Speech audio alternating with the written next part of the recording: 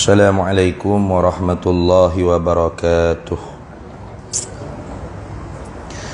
Ila hadratin nabiyil mustafa sayyidina rasulillah sallallahu alaihi wasallam wa ila kaffatil anbiya'i wal mursalin wa li azwajihi ummahatil mu'minin wa li ahli baitihi wa dhurriyyatihi wa ashabihi ajma'in wa thumma ila arwahi masyayikhina wa muallimina wa ulama'ina wa khususan ila ruhi syaikh musannif hadzal kitab wa usulihi wa furu'ih wa man yantasibu ilaihi ajma'in syai'un lillahi lana wa lahumul fatihah.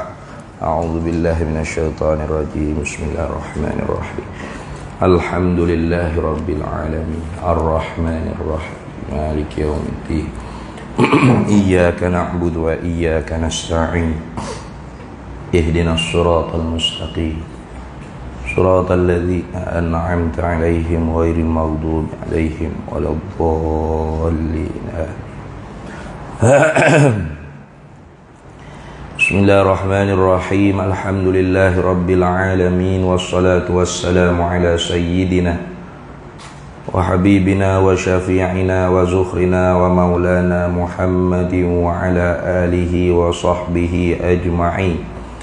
Subhanaka la ilma lana illa ma 'allamtana innaka antal alimul hakim. Wa la hawla wa la quwwata illa billahil aliyyil azim. Wa la hawla wa la quwwata illa billahil aliyyil azim.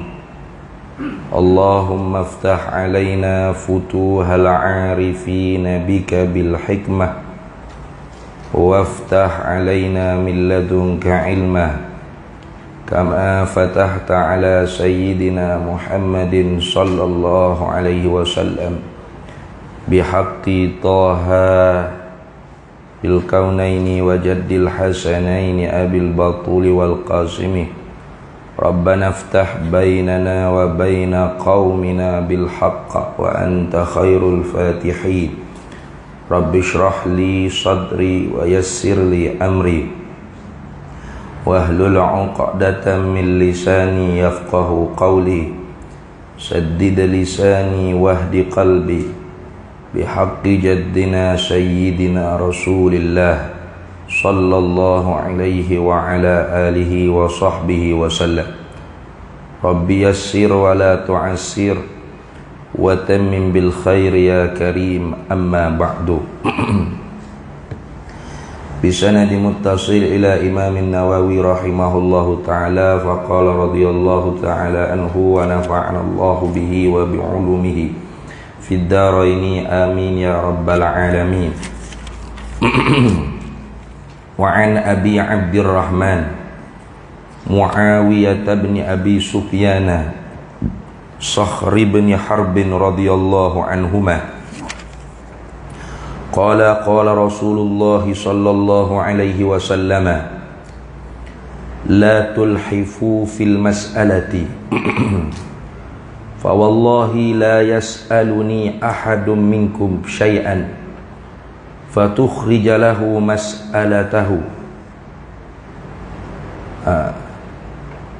fatukhrij lahu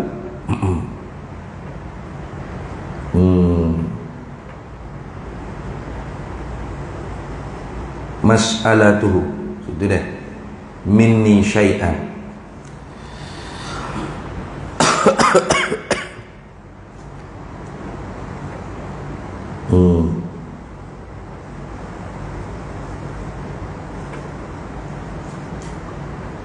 Wa ana lahu karihun.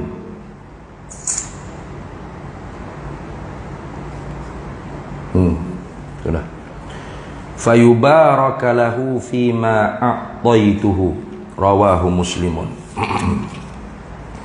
Alhamdulillah para hadirin semua, kita sambung lagi muzakarah kitab Riyadhus Shalihin karangan Imam Nawawi rahimahullahu taala. Kita di dalam babul qanaati wal afafi wal iktisadi fil ma'isyati wal infaqi wa dhammi su'ali min ghairi daruratin.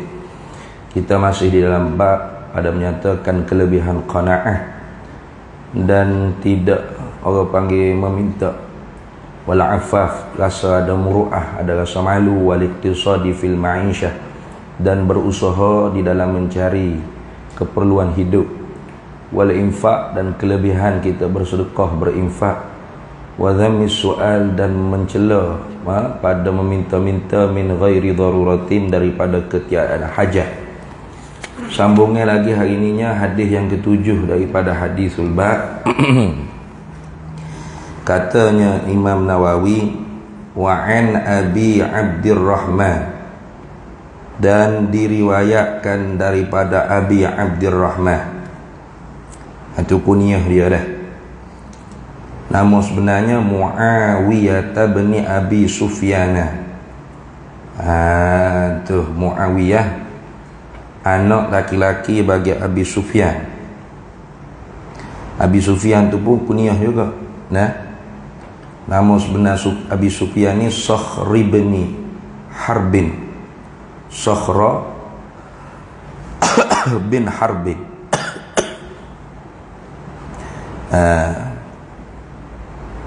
Bin Umayyah bin Abdi Syams bin Abdi Manaf bin Qusay al-Qurashi al-Umawi. Ni hadis ni diriwayat daripada Muawiyah bin Abi Sufyan, salah seorang daripada sahabat Nabi radhiyallahu taala anhu, yang mana dialah orang yang buat mulakan orang panggil pemerintahan atau politik di dalam pemerintahan negara Islam ketika itu dengan cara sistem monarki. Sebelum itunya Khulafa ar-Rasyidin tidak ada satu sistem yang ketat. Supaya kita tak sebut semua lah. Sayyidina Abu Bakar As-Siddiq dipilih dengan musyawarah ramai-ramai para sahabat. Belum lagi orang panggil siap ditanam jenazah Nabi kita Muhammad sallallahu alaihi wasallam. Sahabat-sahabatnya duk sibuk tentang siapakah yang mengganti Nabi kita Muhammad sallallahu alaihi wasallam dalam urusan pemerintahan negara. Kemudian Sayyidina Abu Bakar As-Siddiq pula, dia lantik siap-siap Sayyidina Umar bin Al-Khattab seolah-olah sebagai waliul amri, orang yang bakal mengganti dia setelah mana Sayyidina Abu Bakar kalau meninggal wafat. Adapun Sayyidina Umar pula dia lantik 10 orang ahli syura, ahlul halli wal aqdi, ahlul halli wal aqd, untuk musyawarah pilih di kalangan 10 orang itu siapa pula yang ganti dia.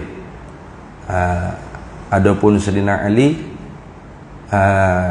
bila berlaku fitnah pembunuhan Sayyidina Uthman, maka orang pakai akad Ali dengan secara darurat gitu saja. Maka Sayyidina Muawiyah ni lah orang yang mula-mula buat cara pemerintah pemerintahan dalam Islam dengan cara monarki. Ada air. 2 minggu dah batuk. Ada sorok lah. Ini hari ni ada dah, alhamdulillah. Mari hari ni ada sorok. Jadi balah besar zaman Sayyidina Ali ni, Sayyidina Muawiyah ni, hingga berlaku peperangan Siffin,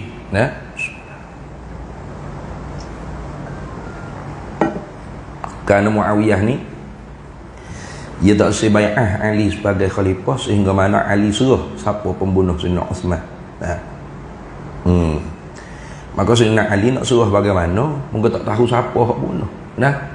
Bahkan Sayyidina Ali dengan anak dia Hasan dan Husain dan Muhsin kalau tak silapnya, 3 jadi pengawal yang jaga rumah Sayyidina Uthman daripada pemberontak Buruh. Yang mana pemberontak itu dicetuskan oleh Abdullah bin Sabah satu orang tokoh Yahudi yang masuk Islam pada zaman Sayyidina Umar. Tiba-tibanya tidak disambut dengan meriah dia masuk Islam. Maka dia pun mula buat taik.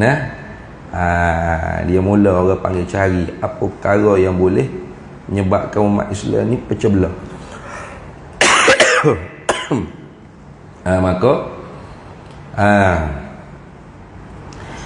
di orang panggil zaman Sayyidina Uthman tu, Sayyidina Uthman hantar Muhammad bin Abu Bakar As-Siddiq sebagai gubernur di Mesir. Tiba-tibanya di dalam perjalanan Muhammad bin Abu Bakar As-Siddiq ni terserempak dengan satu orang utusan yang berjalan dengan kuda, dengan laju. Lalu disuruh orang kejar utusan tersebut. Diambil surat yang ada pada tangan utusan tersebut, dibaca. Tiba-tibanya tertulis surat kepada gubernur lama apabila siapa Muhammad bin Abu Bakar As-Siddiq membunuh. Tanda tangan cok mohonnya Sayyidina Uthman bin Affan. Tu jahat tak jahat. Mula fitnah itu. Maka Muhammad bin Abu Bakar pun tak puas hati, klik semula. Klik semula, berlakulah orang panggil pengepungan umur Sayyidina Uthman. Itu kerana Muhammad bin Abu Bakar As-Siddiq dia tertipu oleh Sayyidina Uthman. Maka bila dia masuk dalam rumah Sayyidina Uthman nak bunuh Sayyidina Uthman, maka Sayyidina Uthman kata, kalau ayahmu ada ni tentu dia kecewa tengokmu. Macam mana mu boleh percaya dengan surat tu berbanding dengan aku, sahabat ayahmu? Sayyidina Uthman ni sahabat Nabi, orang yang melekat malu muka. Melekat malu muka dengan Sayyidina Uthman. Maka Muhammad Abu Bakar tak jadi nak bunuh Sayyidina Uthman. Maka keluar dia daripada rumah tersebut, lalu masuk pemberontak yang lain, bunuh Sayyidina Uthman bin Affan. Maka ketika itu berlaku fitnah yang besar. Sayyidina Ali pula jadi khalifah. Maka Sayyidina Muawiyah sebagai anak beranak dengan Sayyidina Uthman ni minta Ali nya serah siapa pembunuh. Selagi mana tak serah siapa pembunuh tu, selagi tu dia tak akad bai'ah Sayyidina Ali sebagai khalifah. Maka berlakulah peperangan Siffin. Peperangan yang sangat dahsyat. Ramai mana sahabat yang mati, termasuk Ammar bin Yasir, mati di pihak Sayyidina Ali karamallahu wajhah. Maka berlaku perkelahian di antara sahabat ni. Di sisi kita orang ahli sunnah wal jamaah, disuruh diam mulut kita daripada mencaci maki sahabat. Itu Nabi kata, la tasubbu ashabi, jangan kalian mencaci maki sahabatku. Jangan kita caci maki sahabat. Maka perkara yang berlaku pada zaman sahabat, perselisihan pendapat sehingga berlaku peperangan Jamal. Peperangan Jamal tu Sayyidatuna Aisyah radhiyallahu taala anha sendiri balah dengan Sayyidina Ali karamallahu wajhah. Perang apa perang? Gitu Sayyidina Muawiyah, peperangan Siffin. Maka semua yang berlaku tu dikembalikan kepada kaedah ijtihad dia panggil. Maka yang betul pada ijtihadnya dua pahala. Maka alim ulama kita kata Sayyidina Ali betul pada ijtihad kerana dia imam, dia kata dia khalifah. Maka sahabat yang melawani Sayyidina Ali termasuk Aisyah ke Muawiyah ke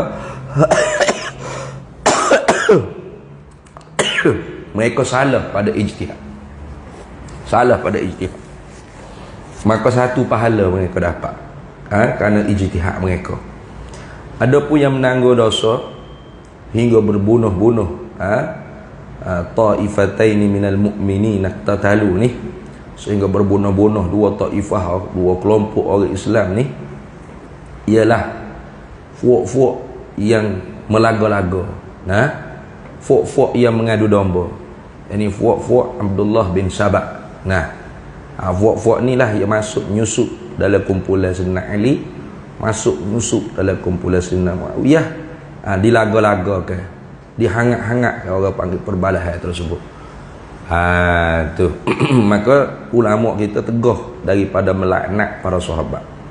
termasuk Sayyidina Muawiyah. Ini sahabat Nabi, katibul wahyi, salah seorang daripada pencatat wahyu Rasulullah sallallahu alaihi wasallam. Nah, tuh.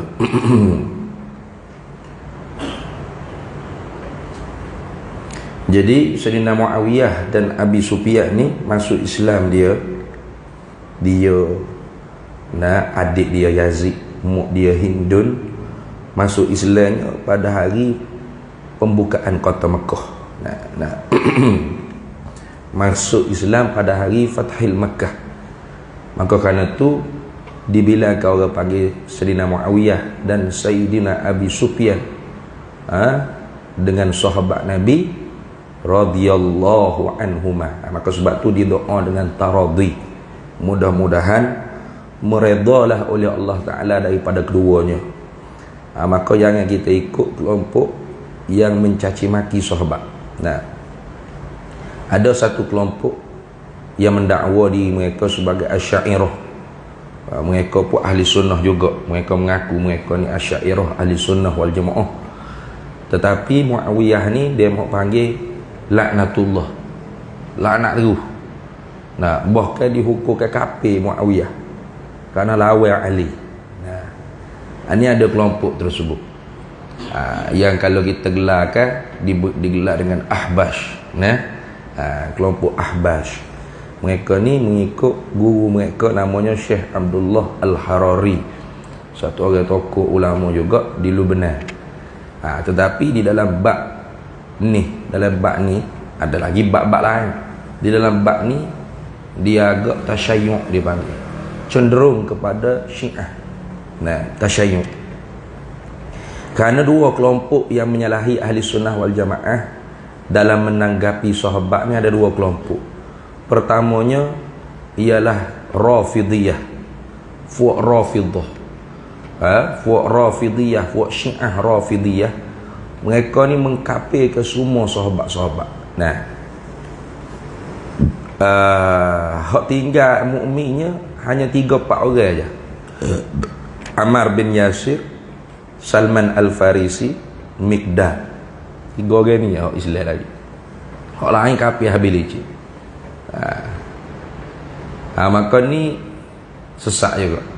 Fuq Nasibiyah, fuq yang mencaci maki, mengkafir ke sahabat dan melampau-lampau dalam membela Ahlul Bait. Mencintai Ahlul Bait tu dalam keadaan melampau-lampau sehingga dikatakan Ali ni Tuhan dan sebagainya. Ini juga orang panggil apa yang dibawa oleh Abdullah bin Sabah tadi. Dia pernah pergi depan Ali, dia kata, "Ya Ali, aku lihatmu ni ada unsur ketuhanan." Dia kata, siapa tak tu? Maka dimarah oleh Sayyidina Ali, dia halal tubik. Ni Abdullah bin Sabah punya orang panggil faham. Ada satu kelompok lagi dipanggil Nasibiyah. Tadi Rafidiyah, ini dipanggil Nasibiyah.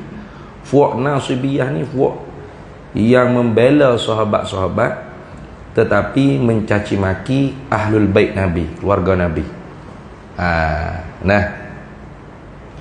Lalu dalam politik dikenalkan dengan destinasi bukan destinasi, dia panggil dinasti. Dinasti madrasah ataupun panggil madrasah Umayyah. Sebab mereka lah yang memulakan doa laknat kepada Ali di dalam mimbar-mimbar khutbah.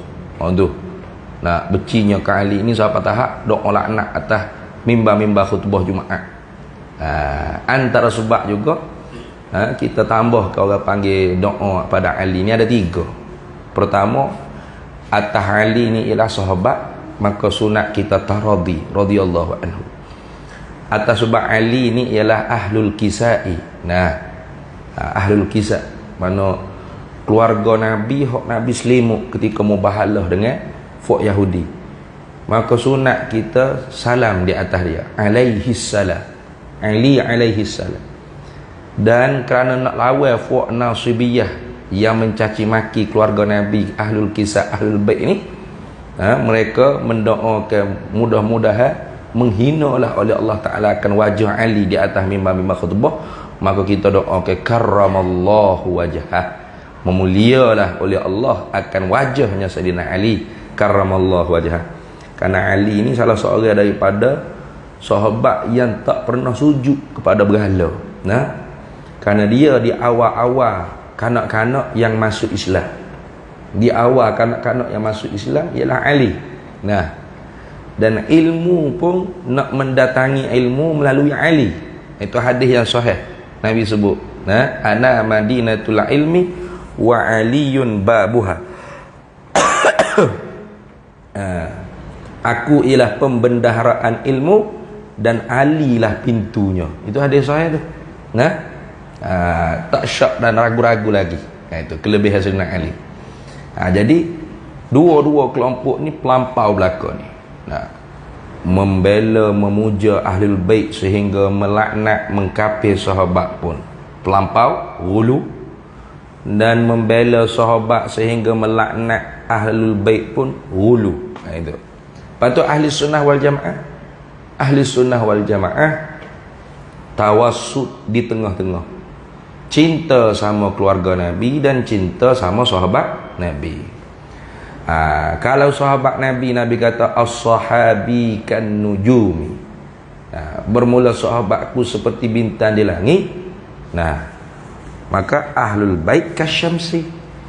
Ahlul bait seperti matahari. Sahabat Nabi seperti bintang, maka keluarga Nabi seperti matahari. Nah, lebih lagi, maka tidak ada di dalam buku atau kamus Ahlus Sunnah wal Jamaah melaknat mana-mana sahabat dan mengkafirkan mana-mana sahabat. Karena Muawiyah dan Abu Sufyan ini masuk dalam jumlah definisi sahabat. Apa sahabat? Man laqiyan Nabi, mereka yang jumpa dengan Nabi. Maka tak syak Muawiyah jumpa Nabi, Abu Sufyan pun jumpa Nabi. Wa amana bihi, dan beriman dengan Nabi. Tak syak lagi Muawiyah beriman dengan Nabi, Abu Sufyan pun beriman dengan Nabi. Wa mata ala zalikal iman, dan mati di atas demikian itu iman fahuwa sahabiyun, maka itu adalah sahabat. Maka itu sahabat. Ahli sunnah wal jamaah melarang kita daripada mencaci maki sahabat. Karena hadis Nabi jelas, la tasubbu ashabi. Jangan kalian mencaci maki sahabatku. Maka tak boleh kita caci maki Sayyidina Ali, tak boleh kita caci maki Sayyidatuna Aisyah radhiyallahu taala anha, dan tak boleh kita caci maki Sayyiduna Muawiyah bin Abi Sufyan radhiyallahu taala anhuma.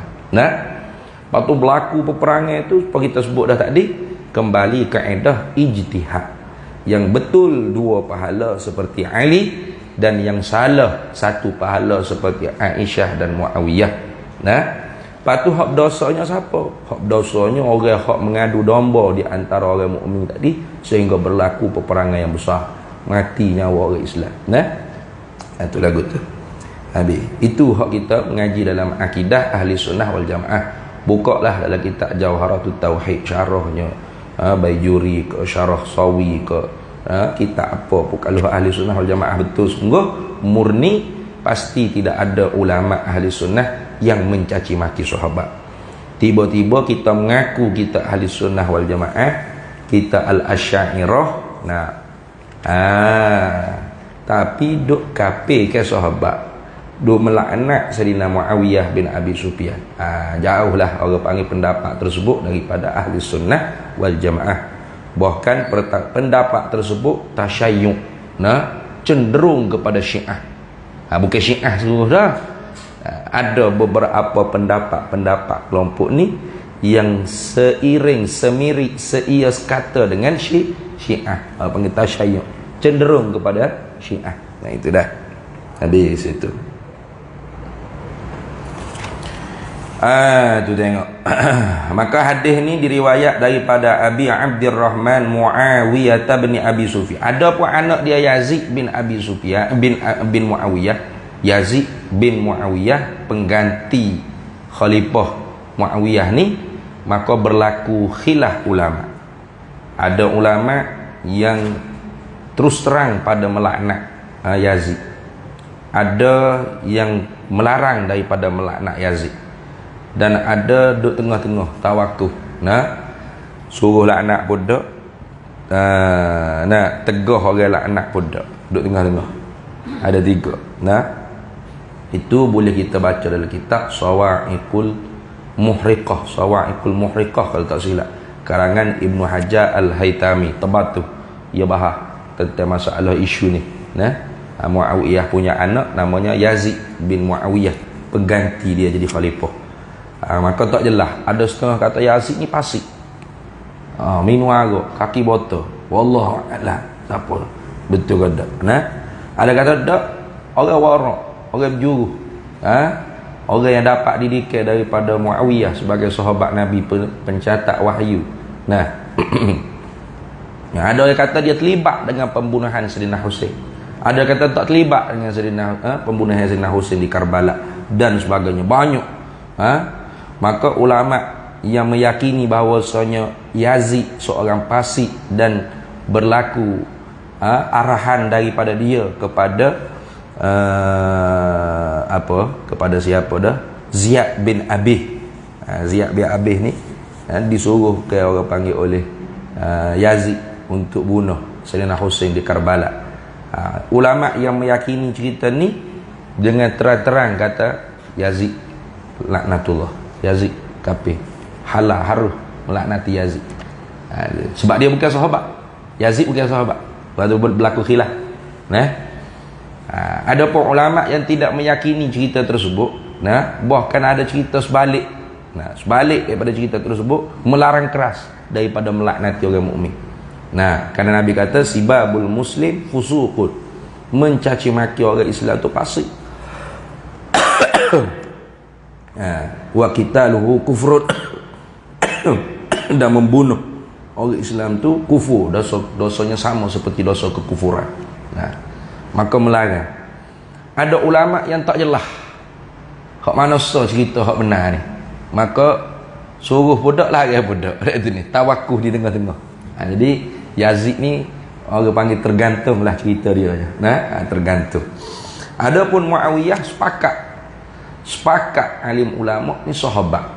Sehingga kalau kita baca dalam kitab Mu'jamus Sahabah, Mu'jam ni makna perhimpunan, dihimpun oleh ulama tentang siapa sahabat-sahabat Nabi.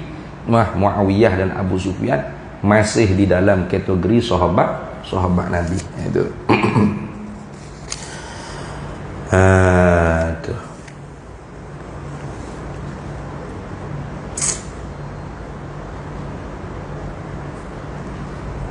Jadi kalau kita tolak Sayyidina Muawiyah, maka kita ni terpaksa kena tolak 163 hadis yang diriwayat oleh Muawiyah. Jadi kalau kita tolak Muawiyah, kita kata Muawiyah ni kafir ke, kita laknat dia dan sebagainya, maka kita kena tolak 163 hadis. 163 hadis yang diriwayat oleh Sayyidina Muawiyah daripada Nabi sallallahu alaihi wasallam. Daripada 163 hadis ni, ada 4 hadis yang sepakat Imam Bukhari dan Muslim di atas kesahihannya. Ada 4 hadis. Dan ada 4 hadis yang Imam Bukhari satu-satu, Imam Bukhari asing, Imam Bukhari seorang menghukumkan sahih, dan 5 hadisnya Imam Muslim seorang menghukumkan sahih. Mana tak sepakat. Jadi ada 163 hadis yang Muawiyah riwayat daripada Nabi sallallahu alaihi wasallam. Daripada 163 hadis ni, ada 4 hadis Bukhari Muslim sepakat sahih. Kemudian ada 4 hadis hak Bukhari sendiri je. Bukhari seorang je menghukum sahih. Kemudian ada 5 hadis yang Imam Muslim seorang je menghukumkan sahih. Tu. Jadi kalau kita tolak Sayyidina Muawiyah, kita kena tolak juga hadis-hadis yang diriwayat oleh Sayyidina Muawiyah bin Abi Sufyan. Berat. Termasuk hadis ni. Hadis ni salah satu daripada 5 hadis yang Imam Muslim seorang menghukumkan sahih di atas hadis. Tengok. Qala, berkata Muawiyah,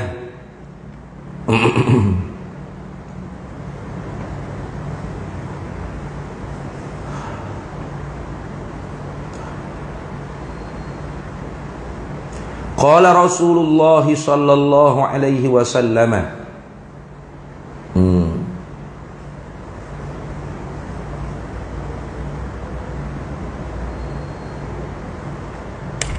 Ada cerita Muawiyah ni, ada sedikit cerita dia. Muawiyah ni wafat di Syam. Nah, pada hari Khamis, 8 hari akhir daripada bulan Rajab. Kemudiannya ceritanya, tak kala mana dia sakit nak mati ni, dia wasiatkan kepada orang keliling dia supaya dia ni dikafankan di dalam khamis Rasulullah sallallahu alaihi wasallam, dalam jubah Nabi sallallahu alaihi wasallam. Tu.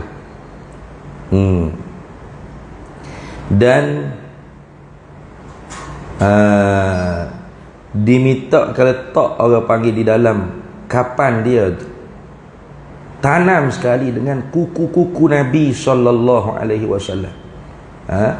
Letak di mana? Letak wa taj'alu fi ainaihi, supaya letak kuku-kuku Nabi itu di atas mata-mata dia, di atas mata dia, di atas dua mata dia, di dalam kain kapan. Kerana Sayyidina Muawiyah ni pernah simpan kuku-kuku Nabi SAW. Rasulullah ni bila kerak kuku dia ni tak pernah dibuang sia-sia, kuku Nabi SAW. Bahkan dikutip ambil oleh sahabat. Antara sahabat yang kutip kuku Nabi, ambil tabarruk, ambil barakah, ialah Sayyidina Muawiyah bin Abi Sufyan. Dan Sayyidina Muawiyah bin Abi Sufyan minta supaya dia bila mati, tanam kapankan dia dalam jubah Nabi, dan kuku-kuku Nabi hak dia simpan taruh ambil berkat tu, minta supaya tanam sekali letak di atas dua mata dia. Itu cerita ni. Tu tengok. Jadi tak ada lah kuku Nabi nya. Banyaknya sahabat suruh tanam sekali dengan dia. Dah.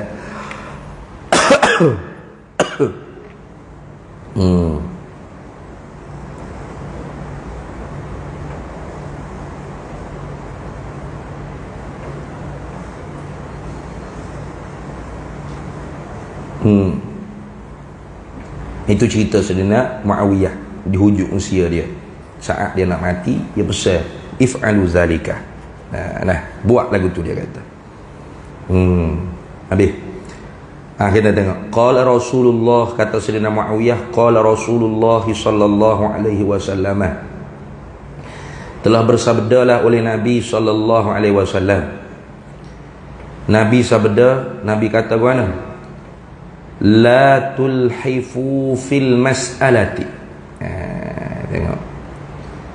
La tulhifu, janganlah kalian tulhifu ni asalnya makna supah tapi makna di sini dengan makna bersungguh-sungguh. La tulhifu fil mas'alati, janganlah kalian ni bersungguh-sungguh. Tuh. Jangan kalian ni mempersangatkan, menyungguh-nyungguhkan pada meminta-minta. Jangan. Ya galiknya orang ni kalau nak sungguh dia supah lalu. Wallahi ya, demi Allah, percayalah. Kayak nak sungguh kan. Kalau cerita tu bila relax, orang tak percaya mana. Jadi nak orang percaya tu kan, dia kena supah. Jadi supah tu dengan makna sungguh. Jadi sebab tu Nabi kata la tulhifu fil mas'alati, janganlah kalian mempersangat, mempersungguhkan pada meminta-minta. Jangan. Memaksa. Boleh juga kita memaksa. Tolonglah, wilah kawan nak ni kawan. Jangan gitu, jangan. Tu. Jangan duk memaksai, mempersangat, mana menyungguh, memaksai pada meminta-minta. Kita nak minta barang orang, kita pun paksa orang. Tu tak boleh. Banyak berlaku gitu tu. Dia telefon kau orang kaya. Datuk, ni saya ada dah ni. Wakaf selari ni. Bayar? Puk tutup telefon. Senang dia. Ada ustaz lagu tu, ustaz gila dia panggil. Dia paksa orang. Paksa dah. Beringat-beringat enggak? Selagi tak wis, selagi tu tak klik. Dia pergi jalan rumah orang, rumah Datuk ke rumah Tan Sri mana, selagi mana Datuk Tan Sri hak kaya tu tak bui gapo hak dia nak, selagi tu tak kat pun ke. Nah, you wak sakit perut nak berak lah, wak ngatuk letih lah. Nah, siapa suk-suk kena bui juga. Barulah. Tak apa. Selesai dah ni Datuk dah. Kita balik dulu. Ada dia lagu tu. Kata ni. Tu berat tu orang lagu tu. Nah, Nabi kata la tulhifu fil mas'alati. Jangan kalian mempersangat, mempersungguh, memaksai pada meminta-minta. Tu. Minta supaya paksa. Ululah tu lu nak kawan nak tu wi kawan. Jangan lagu tu. Fa wallahi. Fa sababiyah. Waw tu waw harakasa. Nah, kerana demi Allah. Gitulah pasal makna gitulah.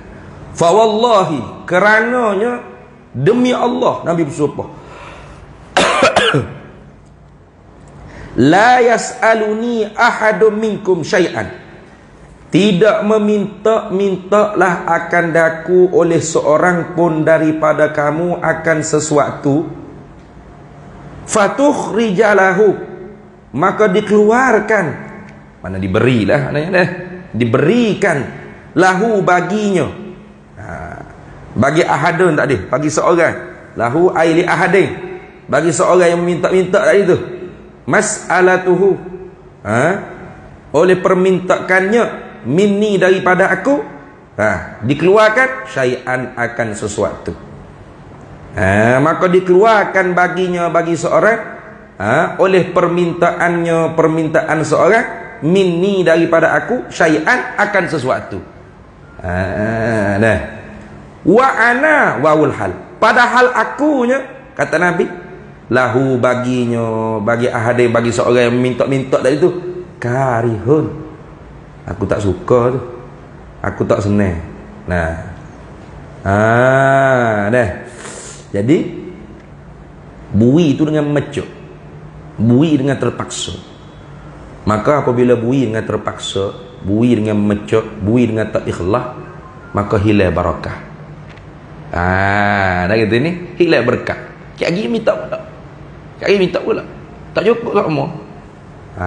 Tak cukup sama. Fayubarakalahu fima a'taituhu, maka diberkatilah baginya, bagi seorang yang meminta, fima pada barang, a'taituhu yang memberilah olehku, akan dia, akan seorang yang tadi tu. Akan seorang yang meminta-minta tadi. Artinya lagu mana?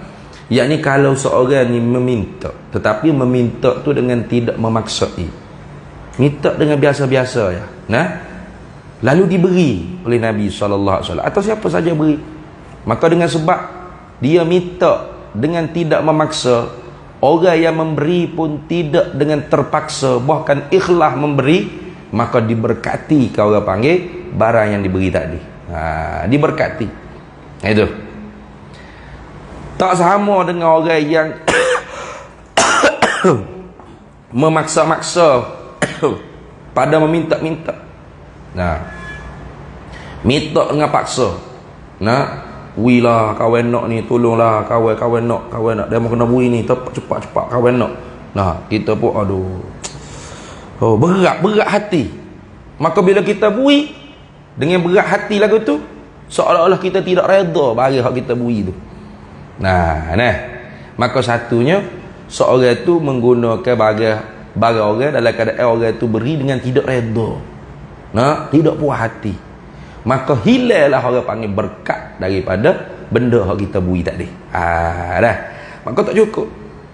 Mai window 10,000 mai minta pula. Tak cukup, kawan nak lagi. Sudah dia ni botak kepala kita kalau lagu ni. Maka sebab tu kita minta dengan orang ni biar berpada-pada. Artinya jangan memaksa. Orang nak bui, orang tak bui, sudah. Jangan selagi mana orang tak bui, selagi itulah kita duk ikut jubur tahiyat orang tu sampai ke rumah kita ikut. Sampai pagar, sampai tangga rumah. Tak kelik hari ni, dia mau kena bui ke kawan nak. Kata ni. Sudah. Serabut orang je kata ni. Aduh, nak buat mana Allah. Gini ambil lagi bui. Serabut kalau tu tak balik tu. duduk depan rumah, duduk liang. Nah, kita pun builah dengan tak reda, dengan tak puas hati. Nah, maka dia pun gunalah bagi kita, hak kita bui dengan tak puas hati, tak reda. Hilang berkat. Tak ada berkat. Esok hari minta pula. Lusa hari minta pula. Nah, lala kali kita pindah rumah. Nah, tukar nombor telefon, koci mangga aku luar, pergi cari rumah lain. Serabut aku duduk sini. Oh, ada jenis lagu ni. Minta bagi orang dengan paksa lagu tu. Dah ente ni? Nah, ada pun kalau orang tu minta dengan tidak memaksa. Nah, dia minta. Nah, ada tak weh duit? Nak apa kata? Allah, kawan ni tak makan lagi ni. Nah, tak ada duit kawan ni. Nah, contoh. Berapa dia mau nak? Ikutlah, boleh buat makan nasi ke apa. Kalau ada, tak apa. Kalau tak ada, biar. Kalau ada, boleh bui. Alhamdulillah. Nah, dia tak paksa. Kita pun bui. Oh. Nah, maka berkat dia panggil. Nah, diberkat. Diberkati bagi hak kita bui dengan redha lagu tu. Dengan kita puas hati. Nah. Itu maksud sini. Tu.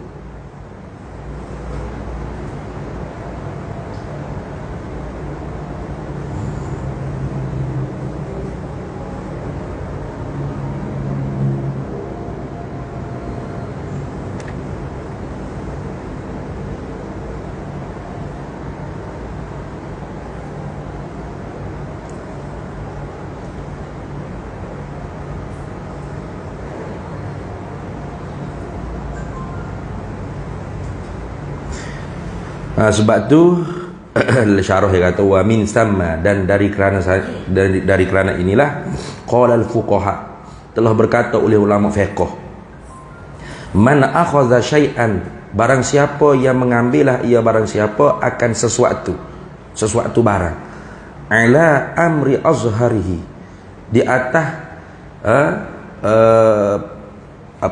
hijab zahirnya. Yang ambil sesuatu daripada orang di atas kira zahir seorang. Orang tu bui ambil, padahal dia bui tadi tu dengan terpaksa, sebab kita minta dengan memaksa, dengan bersungguh-sungguh.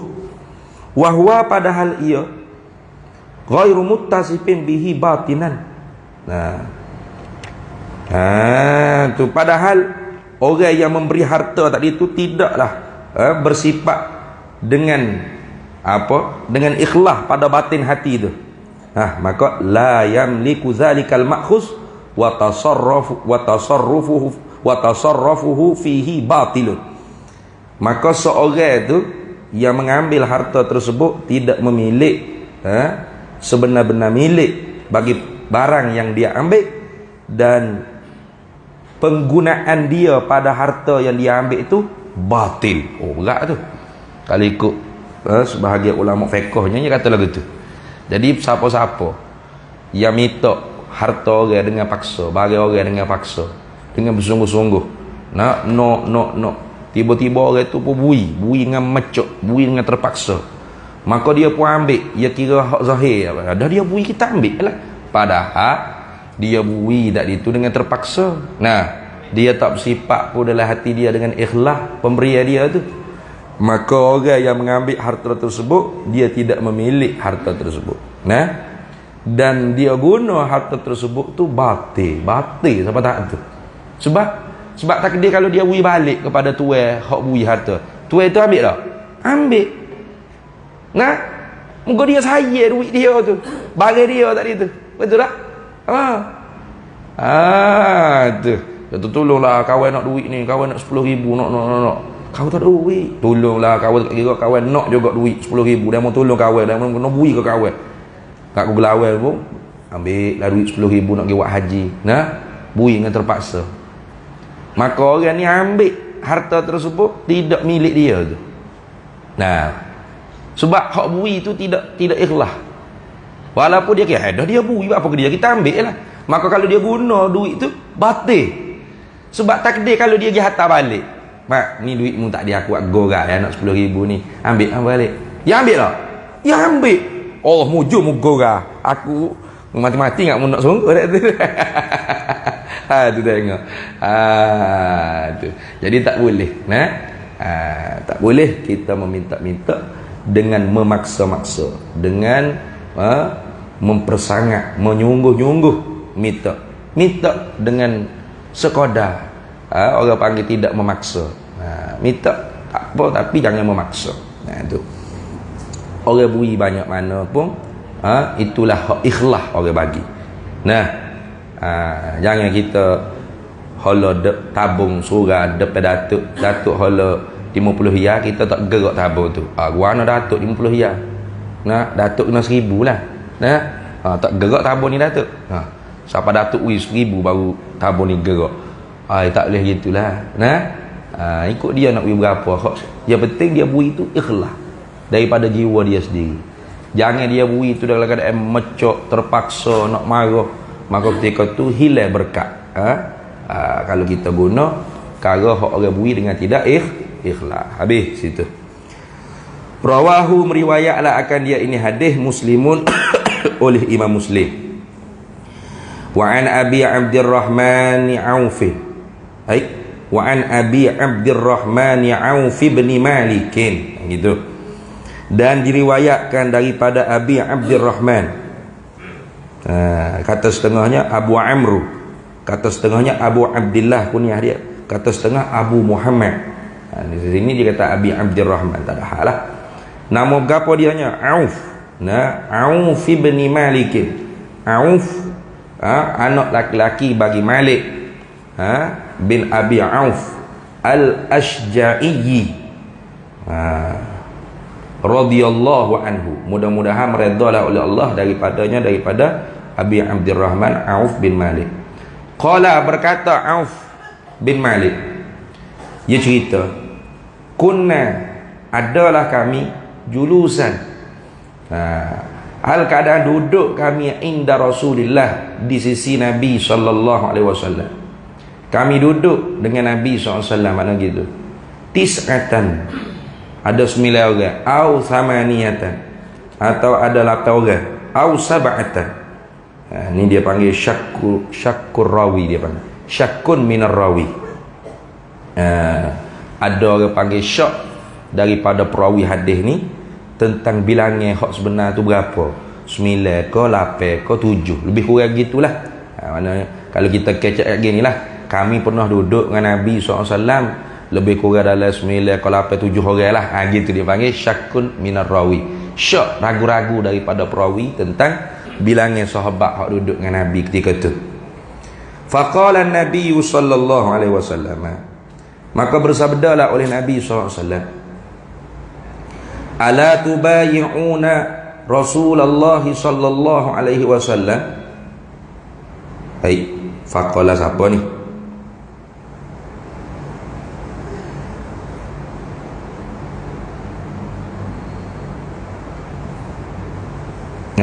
Nabi dah. Ala tubayi'una, adakah tidak membai'ahlah kalian Rasulullah akan Nabi sallallahu alaihi wasallam? Rasul tanya, kalian semua belum bai'ah ke dengan Nabi sallallahu alaihi wasallam? Wa kunna, padahal adalah kami ni, katanya Auf bin Malik, haditha ahdi bi bai'atin, baru saja berlalu masa berbai'ah. Kami baru je berbai'ah dengan Nabi sallallahu alaihi wasallam. Tu iaitu bai'ah sebelum daripada berlaku hijrah Nabi sallallahu alaihi wasallam. Dia berlaku bai'ah ni 2 kali. Musim haji pertama, bai'atun nisa dia panggil, atau bai'atul ula. Bai'ah yang pertama atau bai'atun nisa, kan ada orang perempuan seorang dalam jemaahnya. Bai'ah Nabi SAW. Kemudian setahun sebelum hijrah, ahli Yathrib mari pula ke Mekah Al-Mukarramah musim haji, maka bai'ah pula dengan Nabi. Bai'ah ketika tu bai'ah minta supaya Nabi SAW kalau mari ke Madinah siap bai'ah, saat setia nak akad Nabi sebagai ketua, nak sam'an wa ta'ah, nak taat, nak dengar, nak taat apa perintah Nabi SAW. Jadi Auf kata, padahalnya kami baru je bai'ah Nabi.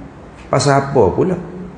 Nabi tiba-tiba tanya, Nah, adakah tidak berbai'ah kalian akan Nabi sallallahu alaihi wasallam? Wa kunna haditha ahdi bi bai'ati, padahal adalah kami ini baru saja berlalu masa berbai'ah. Faqulna, maka menjawablah oleh kami, qad bay'naka ya Rasulullah sallallahu alaihi wasallam. Qad, sesungguhnya, bay'na, telah benar-benar berbai'ahlah kami, ka akan dikau ya Rasulullah, wahai Nabi sallallahu alaihi wasallam. Kami bai'ah dah. Rasulullah tak ingat ke apa, baru je bai'ah. Nah, summa qala, kemudian Nabi sallallahu alaihi wasallam bersabda lagi, ala tubay'una Rasulullah, adakah tidak kalian berbai'ah akan Nabi sallallahu alaihi wasallam? Tu. Jadi Nabi suruh bai'ah pula sekali lagi. Nah, jadi daripada sini jelaslah orang panggil hukum berbai'ah, memperbaharui bai'ah itu hukumnya harus. Nah, harus mubah. Tidak salah kita berbai'ah banyak kali. Tidak salah. Bahkan bai'ah yang asal kitanya ialah bai'ah dengan Nabi sallallahu alaihi wasallam. Jadi kalau bai'ah dengan makhluk Allah, dengan ketua kita, dengan ulil amri kita, tapi ulil amri kita ataupun ketua pemimpin kita menyalahi perintah Allah dan Rasulullah, ketika tu batal bai'ah kita dengan dia. Tetaplah bai'ah kita dengan Nabi SAW lebih utama lagi. Nah, itu dah. Tu. Habis. Jadi tidak mengapa berbai'ah diperbaharui lagi bai'ah, harus hukum dia. Tak ada masalah. Karena Rasulullah sendiri, sahabat ni bai'ah dah. Lalu Rasulullah tanya, ala tubay'una Rasulullah? Bila Rasulullah tanya, ala tubay'una Rasulullah sallallahu alaihi wasallam, adakah tidak berbai'ah kalian akan Nabi sallallahu alaihi wasallam? Maka sahabat pun faham lah. Rasulullah suruh bai'ah pula. Nah, fabasatna aidina. Atau fabasatna aidiyana, maka membukalah oleh kami aidiyana, akan segala tangan-tangan kami. Kami pohola tangan-tangan kami nak bai'ah. Fabasatna makna menghulu, nah, membuka ni makna menghulu, nah, menghulu tangan-tangan kami untuk berbai'ah. Wa qulna, dan padahal berkatalah oleh kami, qad bay'naka ya Rasulullah, sesungguhnya benar-benar telah berbai'ahlah kami akan dikau wahai Rasulullah. Fa'ala ma nubayyi'uka, fa'ala ma nubayyi'uka ay fa'ala ayy syai'in nubayyi'uka thaniyan. Gitulah. Maka di atas apa-apa sesuatu kah berbai'ah oleh kami kali kedua? Berbai'ah gapo pula ni ya Rasulullah kali kedua ni? Nah, gitulah. Nah, fa'ala ma nubayyi'uka ay fa'ala ay syai'in nubayyi'uka thaniyan ya Rasulullah, maka di atas apa-apa sesuatu kah berbai'ah pula oleh kami kali kedua akan dikau wahai Rasulullah? Sahabat ni tanya. Qala Rasulullah, lalu Rasulullah sallallahu alaihi wasallam jawab, aduh, mu berbai'ah kali ni pula ni anta'budullaha, bahawa kalian hendaklah menyembah kalian akan Allah wahdahu, satu-satunya. Maknanya ubayyikum ala ibadatillahi wahdah, mana gitu. Berbai'ahlah kalian di atas mengibadatkan diri kalian, menghambakan diri kalian akan Allah satu-satunya. Wala tusyriku bihi syai'a, dan jangan kalian menyekutukan dengan dia, dengan Allah, syai'an, akan sesuatu apapun. Syai'an ay minasyirki au minal ma'budati, maknanya jangan kalian menyekutukan dengan dia Allah tu akan sesuatu apapun daripada sekutu ataupun daripada benda-benda yang disembah. Jangan. Wassalawatil khamsi, dan hendaklah kalian tu sembahyang 5 waktu. wa tasma'u wa ati'u, dan hendaklah kalian dengar dan taat li waliyil amri, kepada ulil amri, kepada pemerintah. Ataupun waman aujaballahu ta'atahu fi ghairihi, kepada siapa-siapa yang memperwajiblah oleh Allah akan taatnya fi ghairi maksiyatihi, pada yang lain daripada maksiatnya. Itu. Jadi macam kita anak-anak enggak, ulil amri, waliul amri dia ibu bapa dia lah. Tu kalau pelajar-pelajar kan, guru dia. Kalau orang kampung, tok ngulu dia. Kalau orang kawasan adun parlimen kan, wakil-wakil rakyat dia. Kalau orang negeri negara, menteri besar, perdana menteri dia.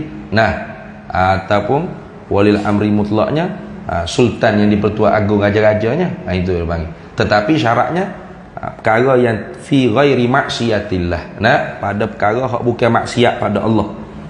Tu wajib kita kena dengar dan taat. Kalau perkara tersebut perkara yang bermaksiat pada Allah, perkara yang melanggari hukum hakam Allah, maka la ta'ata li makhluqin fi maksiatil khaliq. Tidak ada jenis taat pada makhluk dalam perkara maksiat kepada Allah. Itu dah. Jadi taat, dengar dan taat pada ulil amri ini muqayyad, tidak mutlak. Sebab tu Allah Ta'ala sebut dalam Qurannya, ya ayyuhalladzina amanu ati'ullaha wa ati'ur rasulah wa ulil amri minkum. Jadi ati'u tu pengamal, al-amru haqiqatan lil wujub. Suruh tu hakikat makna asalnya ialah wajib. Wajib, sehinggalah ada qarinah yang lain baru turun kepada sunat. Maka di sini wajib. Ati'ullaha, wajib taat akan Allah, wa ati'ur rasulah, wajib taat olehmu akan Rasulullah.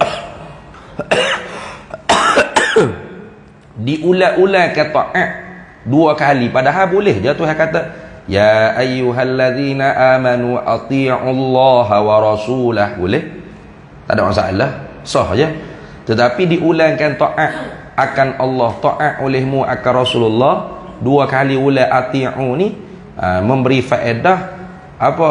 Perintah taat kepada Allah dan Rasulullah tu ialah mutlak, tidak ada kait-kait lagi. Tidak kata taat ke Tuhan selagi mana Tuhan wiga bagi kita nak lah. Kalau Tuhan tak wiga, bas ada taat jangan. Tak boleh lagu tu. Susah ke senang ke, kaya ke miskin ke, sehat ke sakit ke, tu tak ada kait, mesti kena taat perintah Allah, perintah Rasul. Wa ulil amri tu kata wa ati'u ulil amri tu kata ulang. Sebab apa? Sebab ati' wajib taat kepada ulil amri ini muqayyad, itu dikait. Mana? Pada perkara hak tidak maksiat, derhaka pada Allah. Adapun perkara tu derhaka pada Allah, tak wajib taat. Tapi tak boleh burah, tak boleh derhaka. Alah itu. Contoh seorang anak, mak pak dia waliul amri dia. Kalau mak pak dia kata jangan semaya, dia taat, tak wajib taat. Dia kena semaya. Tapi tak boleh dia lawan mak pak dia. Mak pak apa lagu ni, tolong mak pak ni. Dia derhaka dengan mak pak dia pula, tak boleh. Atau mak pak dia kata jangan pakai tudung, jangan tutup aurat, awak kena pakai seksi. Wajib taat, tak wajib taat. Tapi tak boleh derhaka pada mak pak. Tu tak boleh sekeh kepala mak apa ni, tolong ni tak suruh tutup aurat ni, tak boleh. Dia tetap wajib tutup aurat, tapi tak boleh derhaka pada mak pak dia. Jadi jangan silap faham orang panggil taat ni. Ada orang dia kata Allah, dia kata anak saya ni ustaz taat nunggu, saya tak suruh pakai tudung pun tak pakai dia. Ke taat tu derhaka dengan Tuhan dulu lagi. Akhirat esok baru nyata dia derhaka. Bila dia minta dengan Tuhan supaya bakar kita mak pak ni dengan kod depan Tuhan. Tuhan, ni bakar dua ekor ni menyebabkan aku nak masuk dengan aku, bakar ni dulu. Ke deraka bang, anak deraka tak? Anak deraka doa ke Tuhan supaya masuk neraka mak opak. Betul kan? Sebab tu anak yang tidak derhaka ni apabila mak opak dia suruh perkara derhaka pada Allah, dia tak taat. Tapi dia tak lawan mak opak dia. Gitu dah. Dia tak teripah kepala mak opak dia gitu. Sama juga kontak kita dengan pemerintah gitu juga. Nah. Pemerintah suruh pergi konsert. Konsert makin banyak lah ni ni. Nah. Pergi konsert, dia anjur konsert-konsert. Haram kita pergi. Haram kita taat. Nah. Tapi untuk kita nak beli senjata nuklear ke apa untuk tembok istana negara Dewan Parlimen, haram. Tak boleh borah. Nah, tak boleh borah derhaka pada pemerintah, tak boleh. Tapi tak boleh taat pada pemerintah pada perkara maksiat. Nah, tu lagu tu. Itu konteks ni sampai bila-bila gitulah. Nah itu. Tu. Bukan kata ketua agama apa. Tak boleh, kita tak boleh. Nah. Kita kena lawan ni. Nah, ni bukan Islam ni, zalim ni. Nah, tak boleh itu. Bukan cara Islam ajar seperti itu. Nah. Itu gitu dah. Wa tasma'u wa tuti'u, wa tusma'u wa tasma'u wa tuti'u. Dan berbaiatlah kalian untuk mendengar ulil amri wa tuti'u, dan untuk taat li waliyil amri, atau man aujaballahu ta'atahu fi ghairi maksiyatihi itu. Wa asarra kalimatan khafiyatan. Habis itulah wa asarra, kemudiannya Nabi SAW memperlahankan akan satu kalimah. Wa asarra, tadi Nabi kecek dia. Nah, Nabi kata an ta'budallaha wahdah la tusyriku bihi syai'an.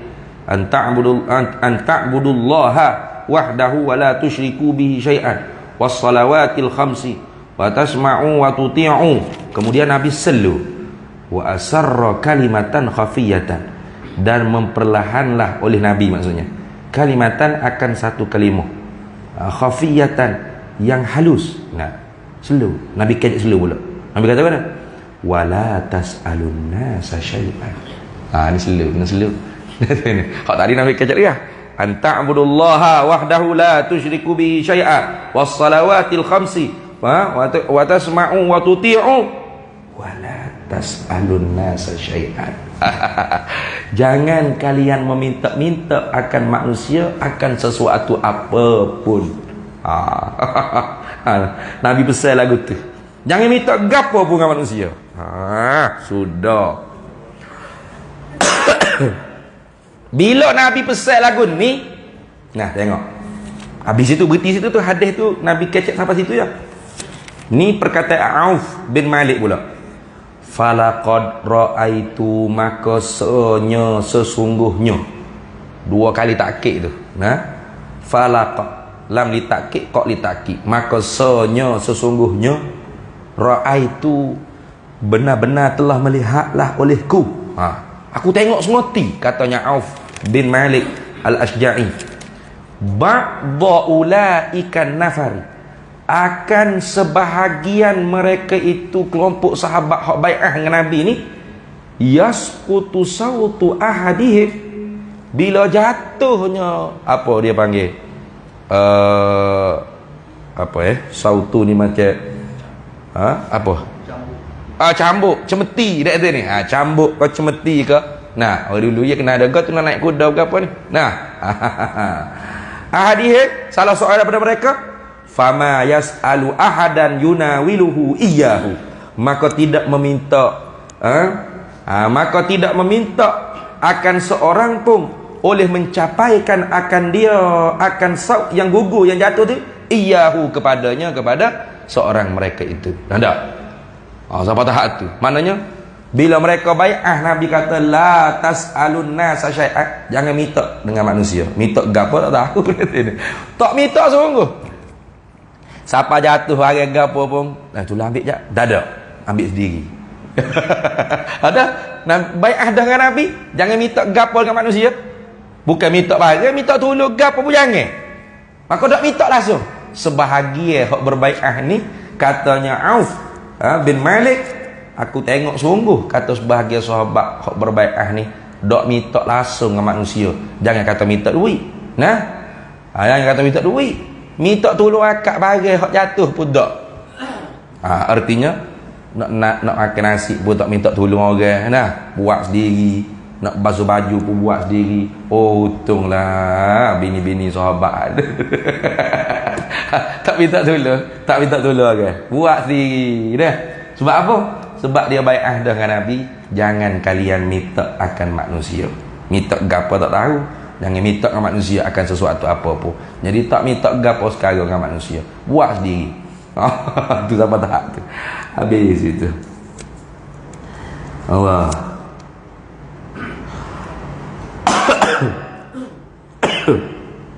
Jadi nak ceritanya, sahabat Nabi setengahnya benar-benar orang panggil betul. Nah, betul sungguh.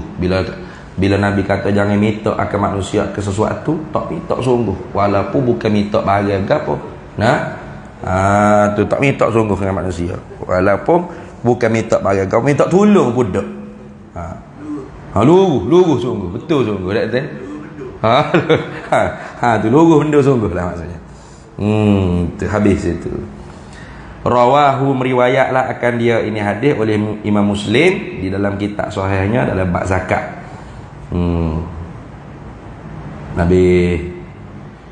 Kemudian kita sambung semula pula, wa ani bin Umar radhiyallahu anhuma anna an-nabiy sallallahu alaihi wasallam qala la tazalul mas'alatu bi ahadikum hatta yalqallaha ta'ala wa laysa fi wajhihi muz'atu lahmi. Oh weh, sikit lagi dah, boleh dah? Sikit lagi. La tazalu mana senantiasalah al mas'alatu, meminta-minta bi ahadikum dengan seorang daripada kamu. Senantiasalah hak perangai jenis minta-minta ni duk kekal minta sokmo. Sampai ke bila-bila. Sampai bila?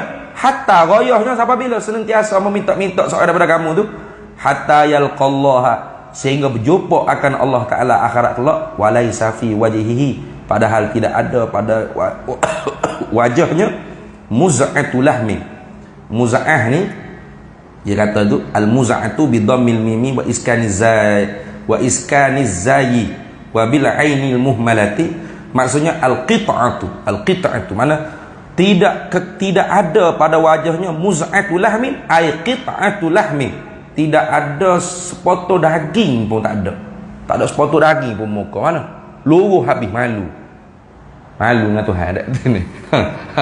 Jadi orang yang selalu minta-minta dengan orang ni, lah ni tak luruh lagi air muka dia. Nah, Nabi kata orang yang selalu minta-minta dengan orang ni senantiasalah dia akan minta seumur hidup dia, sehingga akhirat kelak dia jumpa dengan Allah Ta'ala tak ada lekat sorak daging pun muka. Sebab apa? Malu. Nah, sebab malu.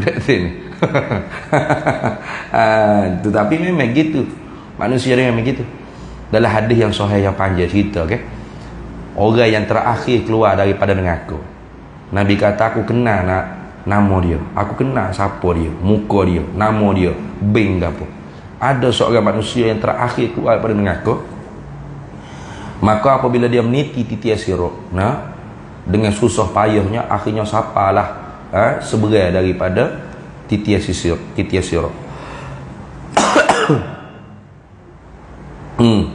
Bila sapa seberai tu, dia bang syurga. Nah, ya syurga ni 500 tahun perjalanan bang dah. Tak sapa lagi. Bang dah. Wah, bang syurga. Maka pun dia minta dengan Allah Ta'ala, ya Allah, nah, bang dia kata syurga, minta lah hamba boleh wisapa dekat dengan syurga ya. Dia pun, Tuhan pun sapalah dia dekat dengan pohon-pohon sebelum nak sapa di pintu syurga. Bila sapa di satu pohon, dia kata, ya Allah, aku nak minta denganmu, minta supaya aku dapat berteduh di pohon ni ya Allah. Nah, dia pun diperkenan permintaan dia.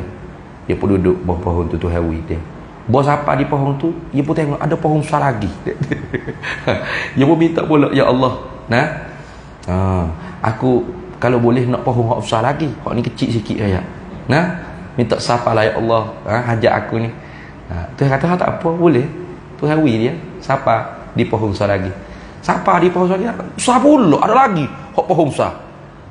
Tengok manusia ni tak puas. Ya akan minta. Ya Allah, rupa-rupa ada lagi hok besar pada pohon ni ya Allah. Kalau boleh nak pohon besar lagi lah ya Allah. Nak ni. Tak berapa nak besar mana hok ni. Nampak hok nu besar lagi. Jadi Allah Ta'ala pun kenal dia pun siapa bawah pohon tu. Bila siapa bawah pohon tu, nampak pintu syurga. Pendek ceritanya, bila siapa depan pohon tu nampak pintu syurga, ya Allah pula, yang minta pula, ya Allah, kalau boleh, wilah hamba masuklah syurga ya Allah. Tak diminta nak duduk pohon tu ya. Nak masuk syurga tak dah. Dia kata, ada pergi, boleh lah. Nah, pergi. Bila masuk dalam syurga, tengok-tengok penuh syurga. Penuh syurga. Nah, habis tengok istana semua penuh belakang. Tak ada yang boleh muat. Padahal ada untuk dia nya. Tuhan buat jadi dia tu pina mata nampak penuh belakang dalam syurga. Tuhan nak mainnya dia tu ni. Jadi dia berkata, "Hei Tuhan, nampaknya kena tubik balik duk bawah pohon saat ni." Sebab apa? Dia kata tak ada dah tempat. Semua penuh belakang kan. Mana ada penuh?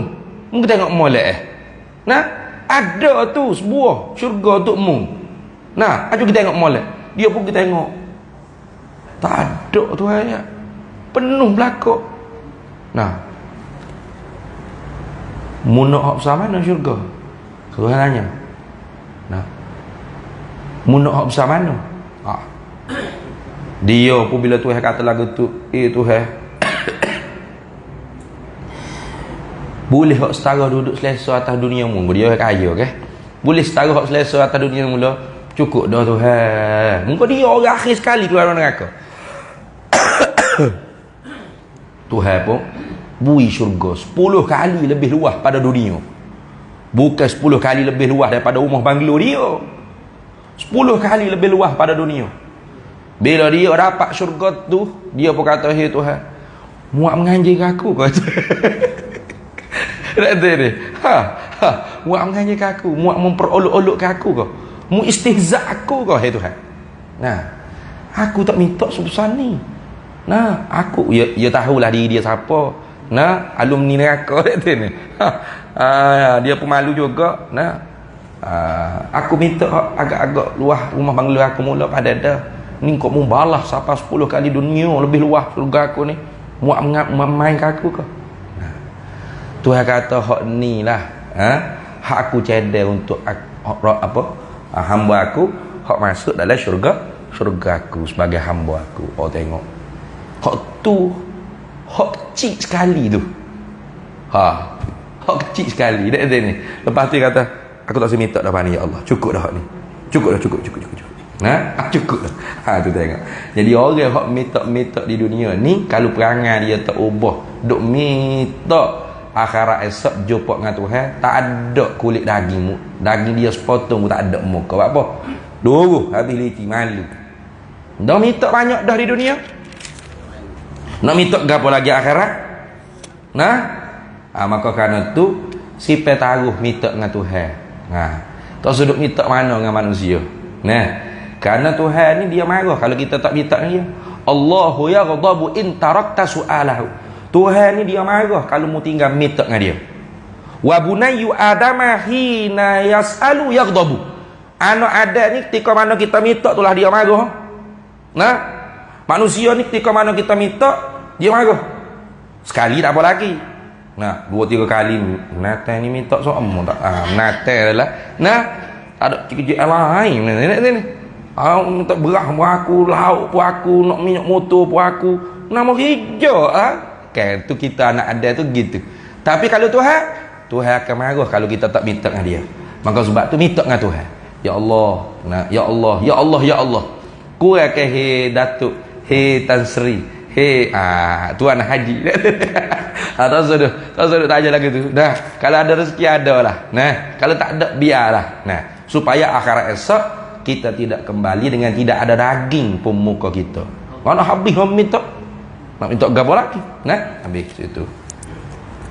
Nah, kita sambung semula pula wa anhu, dan diriwayatkan daripada Abdullah bin Umar lagi. Wa anhu ay wa ani bin Umar radhiyallahu anhuma anna Rasulullah wallahu a'lam. Bismillahirrahmanirrahim. Allahumma inna nas'aluka min khairi ajlihi wa ajlihi ma 'alimtu minhu wa ma lam na'lam, wa nas'aluka al-jannata wa ma yuqarribu ilaiha min qawlin wa 'amalin wa niyyatin wa i'tiqad, wa na'udzu minan nar ma yuqarribu ilaiha min qawlin wa 'amalin wa niyyatin wa i'tiqad, wa nas'aluka min khairi ma salaka 'abduka rasulika nabiyyuka Muhammadun sallallahu alaihi wasallam. Allahumma faqihna 'ilma asy-syari'ati wal ma'rifati wat tariqati wal haqiqah wasta'malna biha bihaqqi sayyidina Muhammadin sallallahu alaihi wasallam. Rabbi fanfa'na bi barakatihim wa hdina al-husna bihaq wa amitna fi tariqatihim wa mu'afatihim. Wa sallallahu sallam ala sayyidina Muhammad walhamdulillahi rabbil alamin.